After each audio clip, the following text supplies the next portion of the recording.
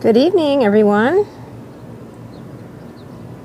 It's Carrie from wildflowerartbycarrie.com, and it is July 3rd, and I wanted to do a garden tour this evening before I end up chopping down all my hollyhocks.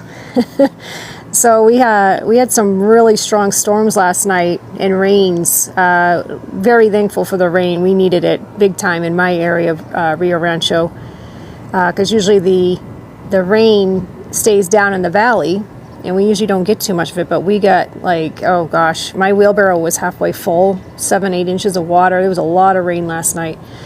So anyway, my hollyhocks have taken a beating, and this usually happens this time of season when they get to the point that they are blooming at the top, because they start from the bottom and then go all the way to the top, and they just get so heavy, and then the winds kind of knock them over.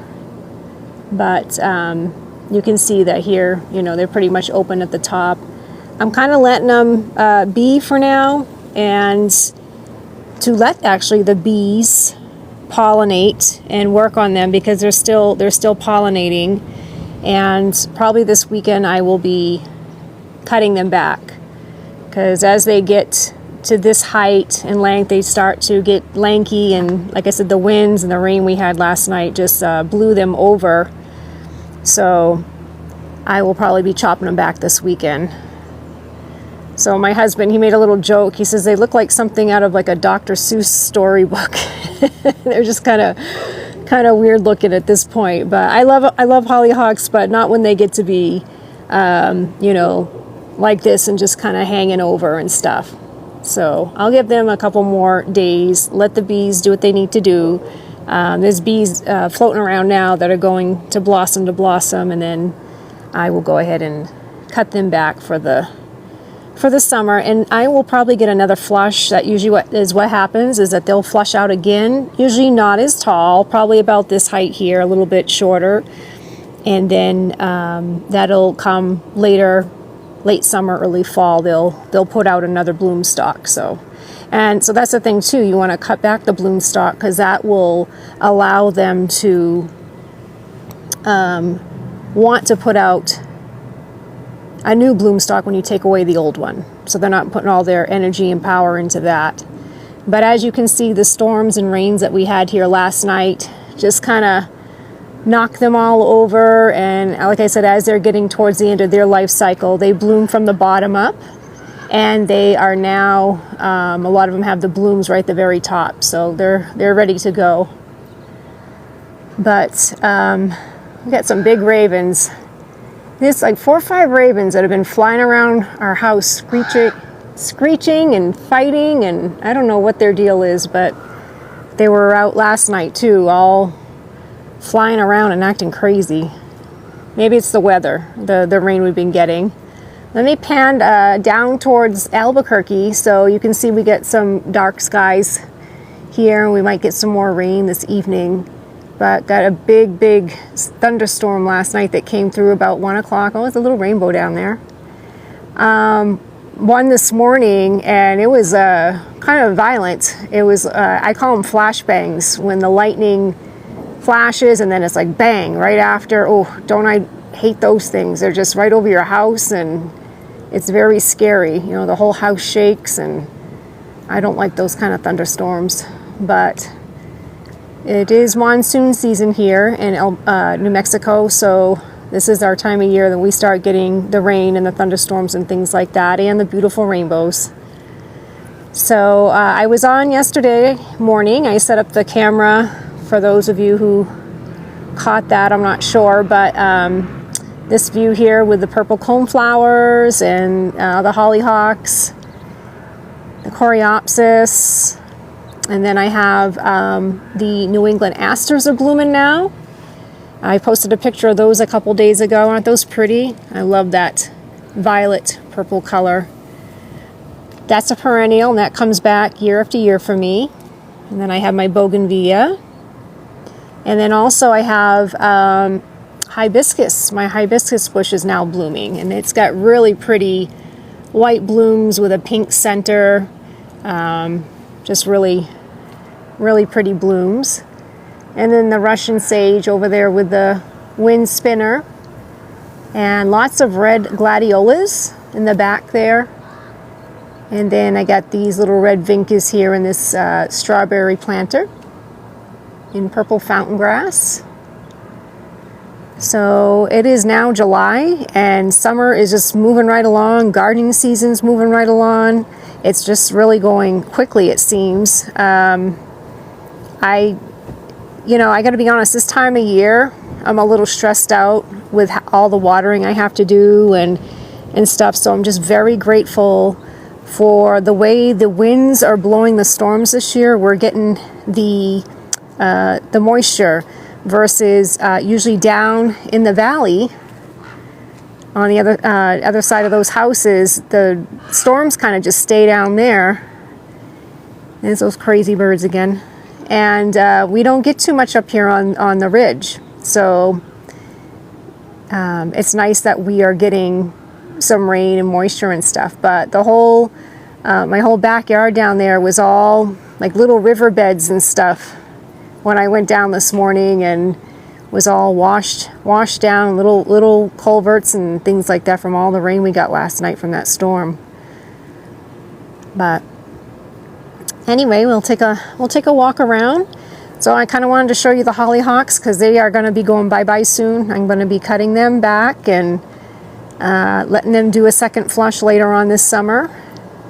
But they've kind of met their bloom cycle for the most part, and you can see there's like little bees down there still buzzing around trying to pollinate them and stuff. So I'll leave them for a couple more days and then they're gonna go, because I gotta be honest, I get sick of looking at them when they're like this. They're not as pretty as when they first start out. And of course, these over here in the corner, they're just really sad looking. They got knocked over, and like I said, their blooms are right at the tippity top, and that means they're pretty much done. And those little buttons that you see that are left over, these are all full of seeds. Let me pick one open so you guys can see. And they're all little seeds all clumped together. They're all wet. But let me, so it's, yeah, there's like a couple seeds there. These are all seeds. So they've been pollinated, and that's what those little buttons are once the bloom is gone. But let's see. So let me talk about my marigolds are coming up. I think my last video I did the end of June, I had chicken wire over those. So those are budded out, and those are going to be blooming soon. And then also I had zinnias over here that had chicken wire on top to keep those curved bill thrashers out. And so look at those, how big they're getting now. I took the chicken wire off that, and I put in the rocks and the mulch, and so now they're just taking off, and they're going to be blooming probably another couple weeks. It's amazing how quickly the plants go once the heat gets here and they get the water and stuff, especially with the rain. And then these cosmos that just kind of seeded themselves, they're all starting to come in and bloom. So those will be getting bigger and taller, and we'll see more blooms out of them. And then there's also zinnias in there as well. So we'll see some zinnias blooming. And what's fun with zinnias is that you never know what colors you're going to get. Whatever, because I have all different colors from last year. So whatever seeds dropped and they start growing, you're like, oh, I wonder what color that's going to be. It's going to be pinks or oranges or reds. So the coreopsis is coming up pretty thick now, and there's cosmos in there as well. And they'll be getting bigger and taller and filling in. And then I got some more cosmos in my bucket here that are coming in. And so everything, is coming along and just making its way. And it's been nice because the second to last week of June, we had 99, 98, 97, real high 90s, blazing sun. And then after that, we've just had 80s And days like today with clouds, and then we've had the rain, and it's like, oh, perfect garden weather, because now my plants can thrive and grow and not be stunted by the heat, because when it's really super hot, then they just they'll stop producing and growing until it cools off a little bit. So it's been beautiful growing weather. And so here's my beautiful sunflower tower. Been talking about this for a couple weeks now. That sunflower shot right up, and I got a picture of it. I posted today and a couple days ago. You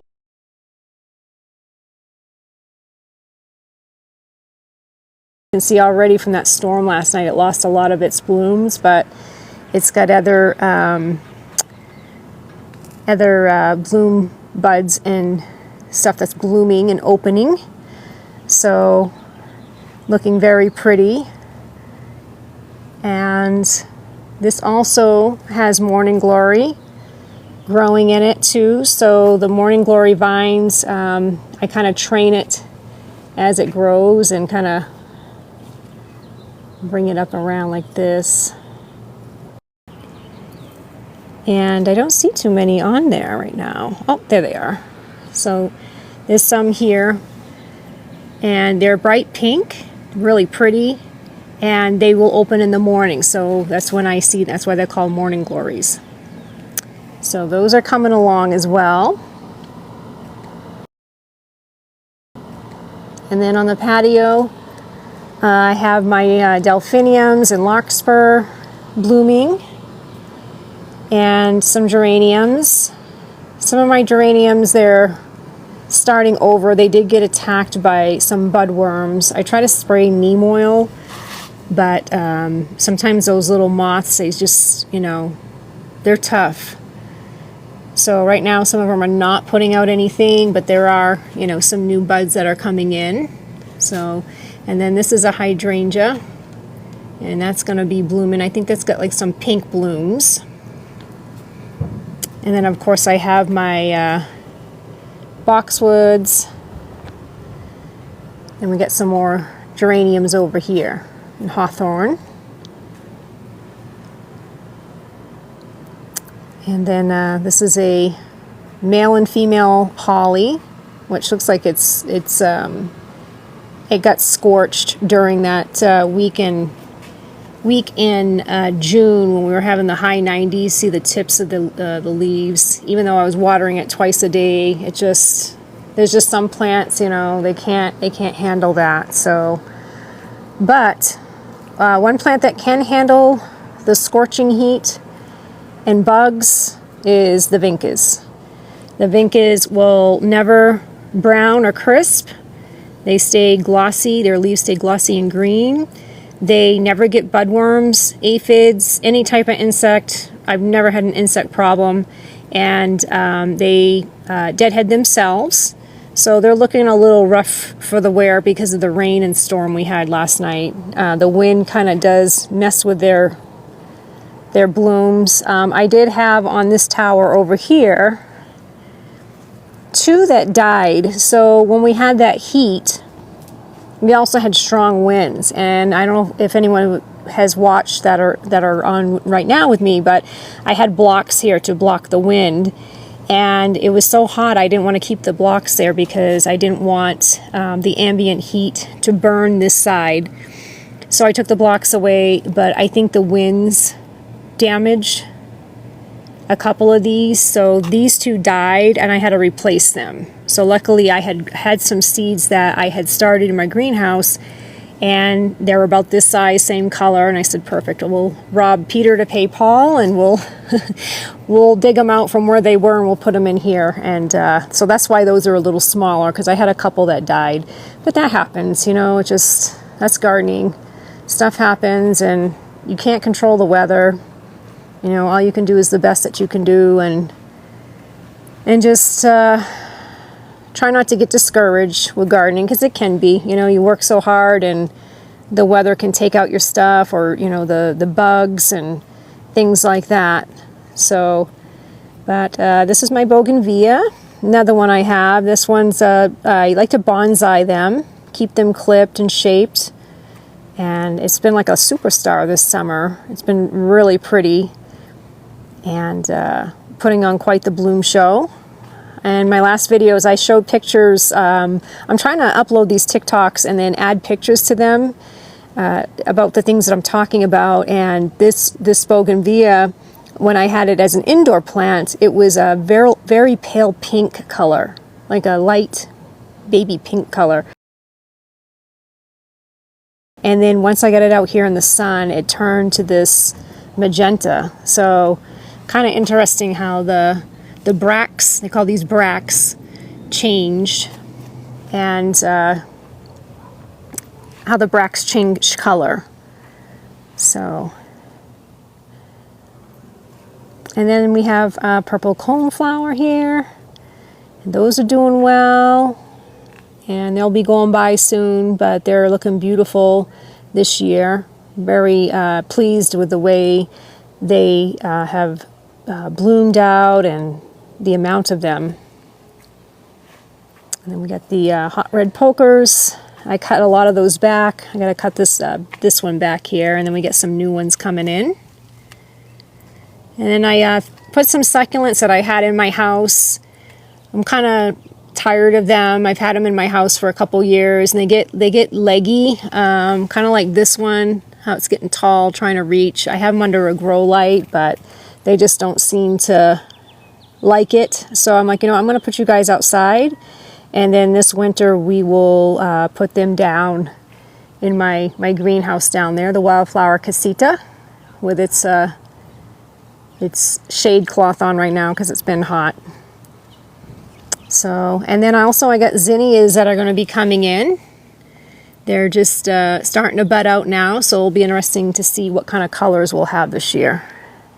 It's always a surprise.